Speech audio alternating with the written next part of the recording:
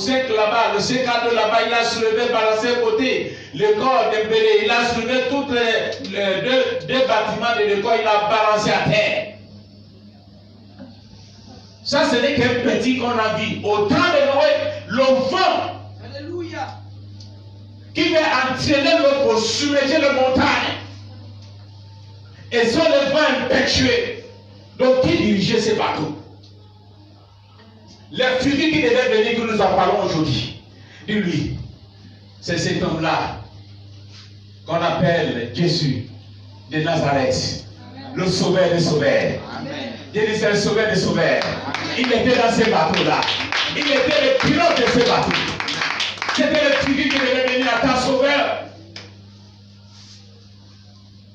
Le même moment, il a dirigé ce bateau de Noé autour de Moïse.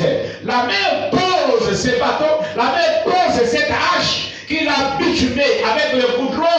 Bien aimé, qui dirigeait cette hache, ce bateau de Moïse, qui l'a dirigé? Parce qu'il n'y avait aucune personne. C'était le bébé qu'on a mis à l'intérieur. On ne parle d'un fleuve. On ne parle pas d'une piscine ou un lac ou bien un torrent. Le torrent, ce sont eaux.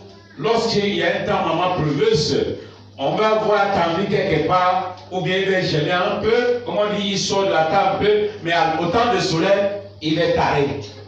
On appelle ça le torrent. C'est pas ça. La piscine, on a creusé quelque part et l'eau rentre dedans. Et ça devient un lot profondeur qu'on peut même laver dedans et faire tout. Mais là, on te parle d'un fleuve. Ça dit qu'une rivière qui court en courante.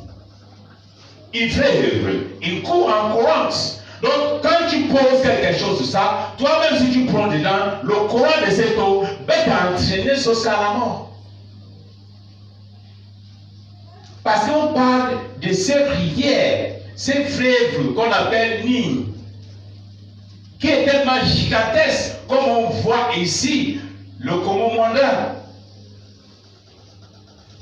qui se rejette dans la Loé, qui se rejette dans la mer, que la mer se jette dedans, depuis l'embalé. Donc vous comprenez le courant lorsqu'il pleut ou lorsque l'eau agitée. C'est dans ces eaux-là qu'on pose un bébé de 3 mois.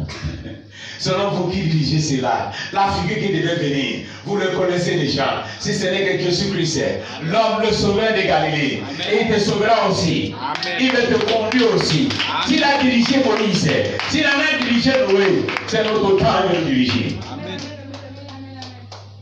Mais il faut que tu te laisses aller. Il faut que tu acceptes que Jésus dirige ta vie. Il en a dirigé celle de Noé. Parce que si tu lis bien les Écritures dans Proverbe chapitre 8, il dit pas moi que c'est qui gouverne.